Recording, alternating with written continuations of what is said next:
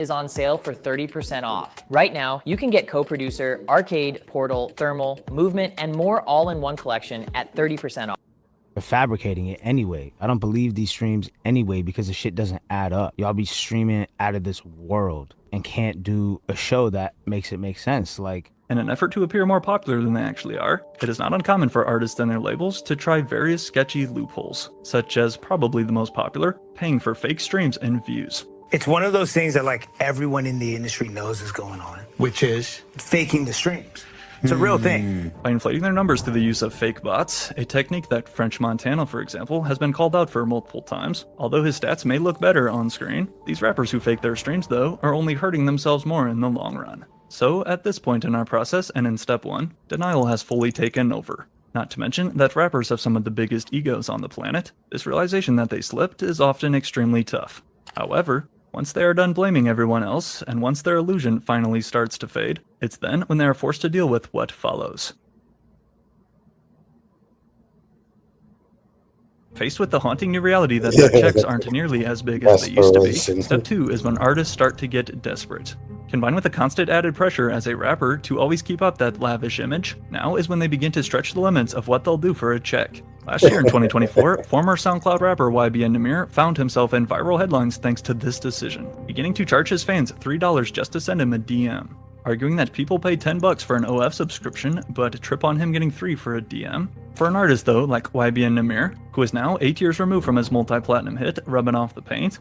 They say, "Lil Nahmir, where you been at? I'm just passing the breeze. But just know it, back in this time I won't leave." But also considering that YBN Nahmir had always been posting stuff like this on his story, flexing his net worth on Google, which, by the way, is almost never accurate, and claiming that he was worth in the millions. So, for fans to then see Nahmir this desperate for money came as a surprise. However, along with going on to get trolled by fans in his DMs, such as this one, unfortunately, in the case of YBN Nahmir, his desperation just kept dropping to new lows. Scam by YBN Nahmir. Nahmir, his desperation just fans in his this desperate for money came as a surprise. However, along with going on to get trolled by fans in his DMs, such as this one, unfortunately, in the case of YBN Nahmir, his desperation just kept dropping to new lows. Scam by YBN Nahmir for $2,000. He basically agreed like he was gonna pay me my money back. I was gonna be the first one to get my money back once he gets paid or once he gets money in. He was waiting for that, never got no response, so pretty much that's the dud, like charge it to the game. Now resorting to both scamming what little fans and supporters that he has left, as well as asking Adin Ross if he can fight in his boxing event. But then, after telling Adin that That's crazy, Chad. He scammed his own fans. Who does that? Yo! he needs more money to do it, He's on an Adin Ross stream too. this would only backfire right in Nahmir's face. Don't mention me if it's some bullshit. I don't give a no free promo. I got it. Nahmir, you're not worth $100,000. You fell off. You suck at music. You failed your music career. Oh my goodness. When you got Adin Ross saying this to your face, that is sick, chat. OMG. You know what I'm saying? I got no disrespect to show but that, and your career sucks. You wanted 100 bands? He wanted 100 bands to fight. If getting clowned on by Adin Ross wasn't bad enough though, meanwhile, on the music side of things, YBN Nahmir was doing just as terrible. He couldn't even book a boxing match? Besides cursing us with one of the worst songs ever humanly recorded, titled Soul Train, if you've never had the misfortune of hearing it. Would it make you happy? It don't feel. Bro, what? Yo. No, hold up. I gotta stay focused. Yo, no. Oh, no, man. Yo, I can't. Oh, hell no. Bro, That sounds like some AI music, yo. Chat, that is crazy. I'm scared to put my headphones back on. Bro, I hear the trash without hearing the trash. That's crazy. That's crazy. That's crazy, chat. So what if his first single wasn't even him? YBN Nahmir's album would Hear the trash without hearing the trash. But YBN Nahmir's album would also get certified double paper plate, somehow managing to sell even less than Smoke Perp. Yet, speaking of our boy Perp though, Smoke Perp is another rapper who has no doubt made it to step 2. 2 years ago, out of curiosity, I had the idea to send Smoke Perp a DM asking how much he currently charges for a feature verse. However, after forgetting to respond after he told me it's not a set price and that he can work with my budget, I would then not only get one message or two messages, but a total of 3 messages back from Smokepurpp, basically begging me to buy a feature off him. In the end, he never did tell me a set price, but featuring on much smaller songs like Smokepurpp with much smaller artists is another common strategy that takes place during the desperation stage. Likely another sign that these rappers need some fast money. We start to see them pump out lazy features every few weeks for a quick paycheck. But rappers' willingness to collaborate and accept more gigs now out of desperation doesn't stop at just the music. 1111, shout out to you. I wish you many monies for many moons. Peace and love, Dan Tony on the wings. From me and Holly, you know it's all about how you feeling. How you're feeling determines how your day's gonna go and how you're gonna be treating others. If you're sleepy, you're gonna be sleepy. In addition to Riff Raff, various other rappers have also joined this website called Cameo to make some spare money, offering fans the chance to pay celebrities to make you custom. Damn, chap, Cameo, bro. I thought about doing one of those, chat, but I'm saying that's crazy. I don't want to have my face on that website. Some videos, but Redman? Oh, God.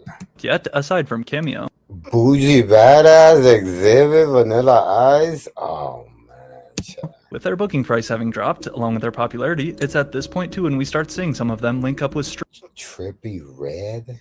Oh, man, chat. Streamers and smaller influencers, such as Jack Doherty, who sadly Jack Doherty. Oh, man. Isn't he cooked already? Has the money to pay him. And despite, I guess, getting an easy bag from him, for these rappers though, such as Polo G and Lil TJ, who are already struggling in the mainstream, is the money really worth getting clipped next to the most degenerate streamer online? Lil Durk, yo, Polo G, what do you think about Lil Durk right now? How did this guy, Lil Durk, get here, bro? They let him out for the party. Yo, what is happening? Why are you so shy, man? Dude, you're a funny guy, bro. Gotta be yourself. You got this.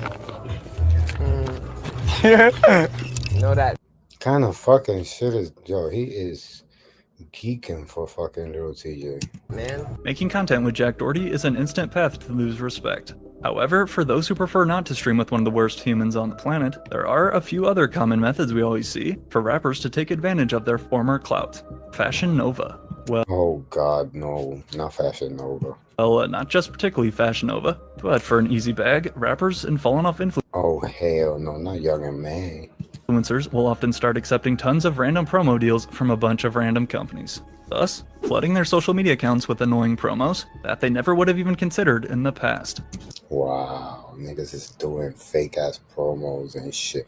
Well, they real promos, chat, but I'm just saying, that's crazy when you're watching your favorite influencer talk about like go download Triumph, the fucking betting app, and you're gonna make $50 with my code. That's crazy. That's for something like streamers and shit that's coming up and shit, but not somebody that was already at the top. Yo, what's up, y'all? I'm still running Exactly my point here. promos. I'm doing page posts, story posts, doing promos. Wow, that's crazy when you the top. When you come from the top doing that, like that's what you do on your way up, not on your way back down. For the low, so y'all make sure y'all hit me He said for the low, chat. up in the DM to get a promo for a great Yo, chat, go ahead, go get one with the Island Boys. You guys, it's cheap. Get one and shout me out and tag me, and I'm gonna repost it. deal. Tell them to shout us both out. You know, it's probably like $30. These guys are cheap. DMs are wide open, or all you gotta do is just swipe up on the story to hit me up in the DM if y'all trying to call. Yeah, chat, go ahead. I dare one of you guys to buy one of these promos off of the Island Boys and have them shout us out. You and the cheat challenge, and then we'll repost it on my page, and we could roast the fuck out of it. A promo. Stop playing and go call a promo. Y'all already know what it is. Don't waste no time. Let's do it and let's work. I would never spend $1 on that. It's a business out. Yes, sir. Much love, Island Boys. And I got respect for them because, you know, they got into the viral moment, the viral circuit, the viral situation, but they did not capitalize. Chat, they dropped the ball. In the building, yeah. But besides the Island Boys who have promoted it seems like everything by this point, there's also this ad that I always see on about all the platforms, and you got Yeah, I be seeing this shit. I ain't gonna cap. I be seeing this shit. Motherfuckers playing like arcades and getting paid for it. Like I seen Bobby Schmurder, I seen Soldier Boy, I seen who else? Somebody else. I don't remember right now, but bro, what the fuck is this all about, chat? You guys probably have too, for the sketchy game that claims to make you money as you play it. What's the most money you made off this game before? Probably around like 5 racks. Damn! Yeah, I make a lot of money off this game. 5 racks on here, do you cast it out? Yes, sir. Yeah, I'm playing this when I get home. Yo, man, what's up? That is so cap. That is so cap, chat. And Polo G? Oh, God. Polo G. Download today and start making money gaming. Polo G literally looks like he's being held at gunpoint to... Yeah, he does not look like he's having fun. And you can see that other dude is like literally like cringing and like leaning away because Polo G done told this guy, like, bro, like, what the fuck? Why you like standing right above me? And that little screen on the left-hand side is supposedly implying the amount that Polo G has incurred playing this game, which I highly doubt is accurate. Play this lame game. However, after raking in every last penny that they can here in America, having done promo with every brand that wants them, and having played every frat party that will pay them, it is then when we advance to step 3 in the fall-off process. Overseas. Have you ever noticed how concerts in basically every other country other than the US always look way more lit? Like, for example, just look at how insane this crowd goes for Yeet over in London.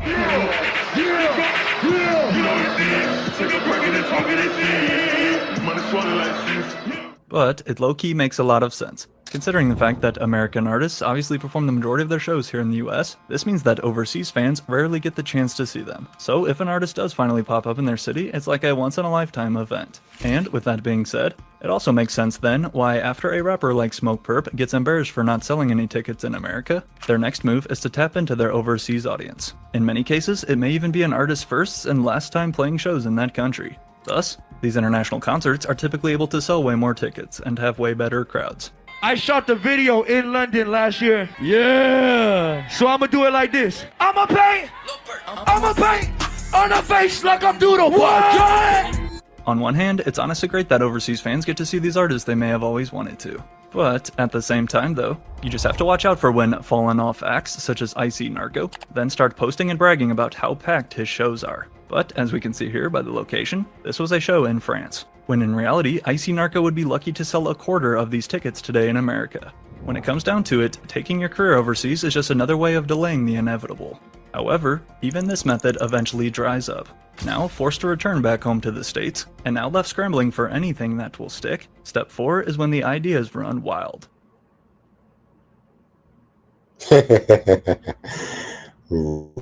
Rebrand. Creators, take these 3 apps I built. Oh God, rebrand. I need a joint.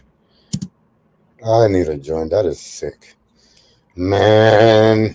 I'm gonna tell you, I took a swing at the rap shit. You know what I'm saying? But I ain't never got caught a hit. You know what I mean? Maybe got to first base or some dumb shit like that. But I ain't never caught a hit. You know what I'm saying? But you imagine to catch a hit and then have to work your way backwards? That's sick.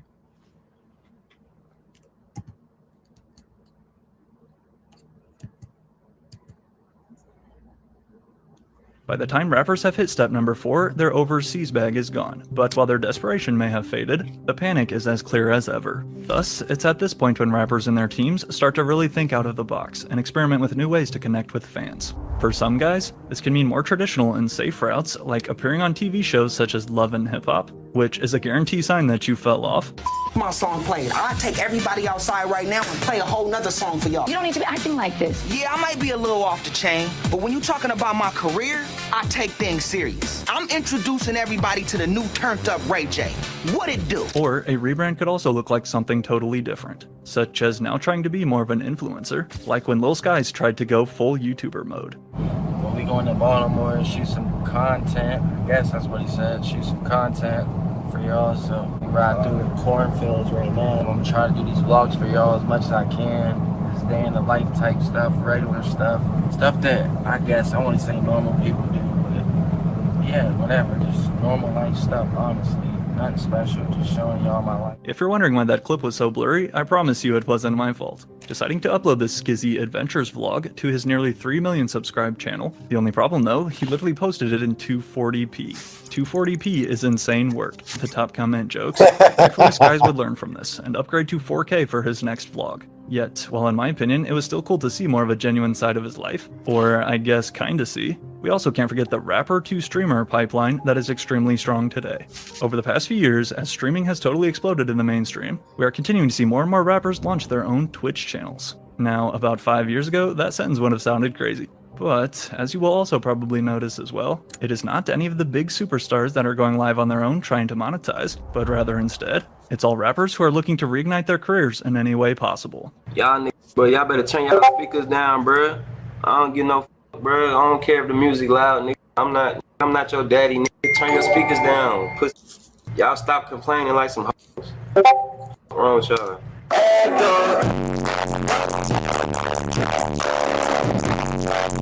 I just made this yesterday. I don't have no crazy skins. I'm not crazy fire at it. Just made this yesterday for y'all. We about to go crazy. Well, I'm about to go crazy. Look at your boy. Some of these guys, such as Ski Mask the Slump God, just want to go live with their fans and make a little money. However, while that is totally cool, on the other hand though, what if a rapper's rebrand turns out to be successful? Apart from DDG, who is one of the few exceptions where a rapper has found even more success in his new streaming career, there have been a couple other rare cases where rebrands have worked to perfection, such as Joe Budden. Following a total of 8 albums and a certified gold hit, back in 2018, Joe Budden decided to officially retire, to instead solely focus on his career as a podcast host. And I think he made the right call, as Joe Budden is now one of the biggest voices in hip-hop media today. T Grizzly, who, if you can remember, has a couple old bangers to his name, has been able to run up a massive bag lately, instead playing Grand Theft Auto. The Grand Theft Auto server called Grizzly World. So it's like Grand Theft Auto, but everything in there is super customizable. You could do whatever you want. I could put that hat in there because you got to pay to get in, right? We got like 90,000 members. You killing them. 90,000 members. And it turned into way more than that. It turns it down there 50 a week. That's crazy. You feel me? So 200K a month playing video games will never not be insane. However, speaking of rebrands though, as I just covered in my last video, although no one really cares about his music anymore, this past month, 6ix9ine has been on a comeback run of his own, thanks to his new shifted focus onto being a content creator, with even a special agreement hidden in his new contract, which requires him to stream. However, in most cases though, these attempts by rappers at a dramatic rebrand often fail, especially when they try to go the OF route. A decision that, I'm sad to report, names like Blueface, Lil Pump, and the Island Boys have all unfortunately made. In the Island Boys' desperation, at the deepest pits of the Shadow Realm, they hatched one last nefarious idea in order to get people to talk about them again. I'm not exaggerating, I'm not lying either. What the Island fuck? Boys are back in the public eye because they are making out with each other. Okay, if there's one AI site builder you Oh hell no, Chad. That is crazy. That's not okay, Chad. Didn't even know were possible. At this point in our fall off process, there are only 2 choices left. Option 1, quit now and disappear off the internet forever. Or, if you still feel like you have some in the tank, advance to step number 5. When all of their new ideas and attempts to rebrand have failed, every rapper then defaults to the same exact strategy, trying to relive their old glory days. Rather than keep evolving, it's at this time when rappers start returning back to what had previously worked for them in the past. Now y'all want me to make a Lego album? Alright, say that.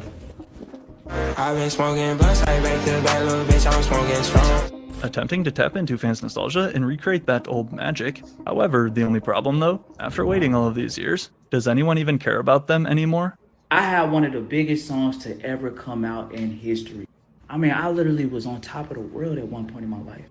What up? My name is T Wayne. You might have heard of me from the song First Let Me Hop Out the Mug. First Let Me Hop Out the Mug.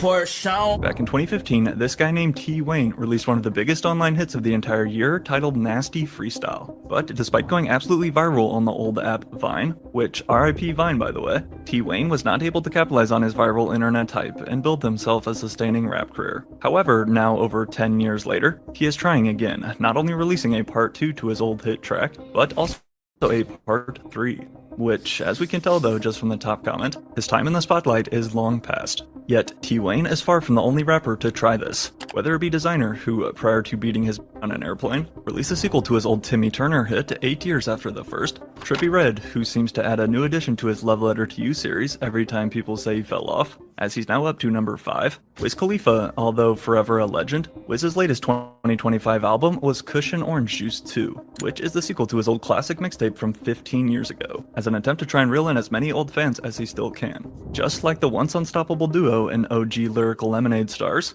Lil Skies and Landon Cube. Do you think we fell off?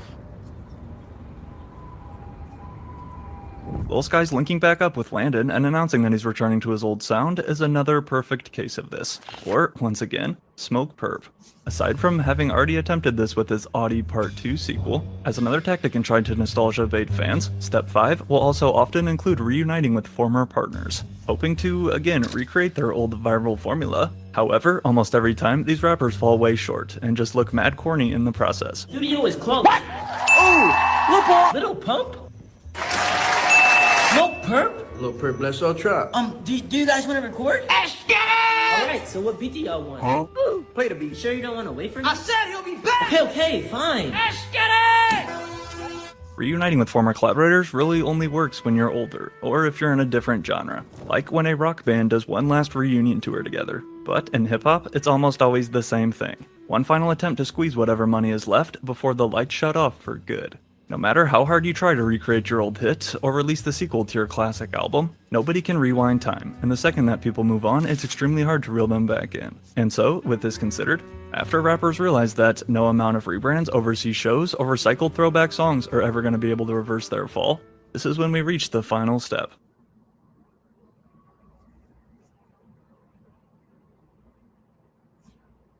At the final level of our process in Step 6, the fight is officially over. By now, all their numbers have dropped, the hype has faded, and that perfect career that they've dreamed of is now out of reach. Yet, instead of running from it, like we saw most try at first, Step 6 is when rappers finally stop fighting reality, and begin to acknowledge the fact that they had a good run, but also that life goes on and times change. However, while that may sound great and all, again, unfortunately our bills don't stop. And for a lot of these so-called one-hit wonders, who are also not the best at managing their money, once their streaming money eventually dries up, this then leaves us with the question, what do former rappers do to pay their rent?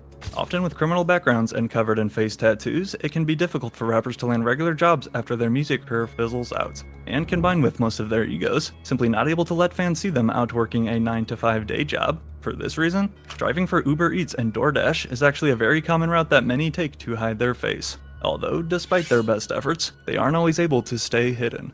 Damn. That's my 2K, nigga. Hey, bro. You 2K baby, ain't it? Yeah, man. You be rapping that shit, huh? Yeah. But y'all had DoorDash and shit, bro. This nigga DoorDash. Nigga DoorDash, bro. Damn, y'all had them fell off and shit, man. Bro, man, you niggas hear me? Hey, what song you used to sing, though? You know my song, bro. Why you doing that? Hey, what song he used to sing, bro? Shit, Old Streets, ain't it? Old Streets? Damn, bro, we can't get no picture, bro. Yeah, get a picture, bro. Just Legato cinematic strings. Ooh, hold on. Yeah. Woo! Yeah. 2 weeks ago, rapper 2K Baby was spotted while out delivering food for DoorDash. And while again, I want to make it clear that there's nothing wrong with working a normal job like this, as the fairly popular rapper he was though just a few years ago, this clip instantly blew up, as fans were clearly surprised. Alright, let's go ahead. I'm gonna go ahead and address this shit. I know a lot of y'all probably seen the video going around, you know, them two niggas walking up on the nigga. Yeah, that was me door dashing, gang. Shit, I'm gonna keep it a bean like 100. Like, nigga gonna do what he gotta do. You feel me? Motherfuckers ain't really streaming the music right now how I would like them to be. I mean, I'm a grown ass man. I'm gonna go get it by any means. You know, I do a lot of other shit outside door dashing too. Like, I hustle, you know, I go get it. I ain't got no shame. I ain't got no pride problem. I don't think I'm too good for this or none of that. You hear me? Now, it is important to note too that not every rapper that falls off is able to reach this final stage 6 of peace, as for some like Lil Pump, he seems to forever be stuck in a never-ending cycle of the previous steps. And while again, some bigger names do have the luxury of living off of their past hits for the rest of their lives, especially if they invested their money smart, but others meanwhile have been able to discover completely new passions as they grow older. I kind of said to myself, I want to do something I'm passionate about. I wanted to allow users, no matter where they were, to to use their cell phone as a studio to record music. Nearly 20 years now after his smash Billboard #1 hit, This Is Why I'm Hot, following just his second album, rapper Mims chose to put the mic down and instead transition into the technology field, going on to launch his new app called Recordgram, with the goal to help artists and producers connect with no unnecessary middlemen. Ice Ice Baby rapper Vanilla Ice has been buying and flipping lakefront properties in South Florida for the last 15 years, and even had his own HGTV show, which ran for a successful 9 straight seasons. Wow, that's what I'm talking about. See, there is a method to his madness. The Vanilla Ice Project on HGTV.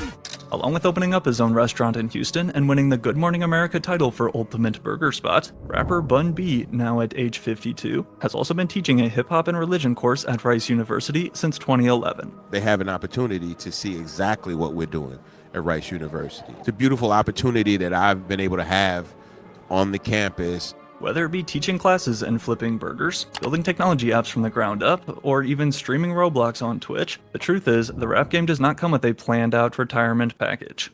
The music industry is honestly a cutthroat business, and record labels will spit you out the second you stop making them money. So, once that spotlight inevitably burns out, every rapper is forced to face the same question. Who are they behind the fame?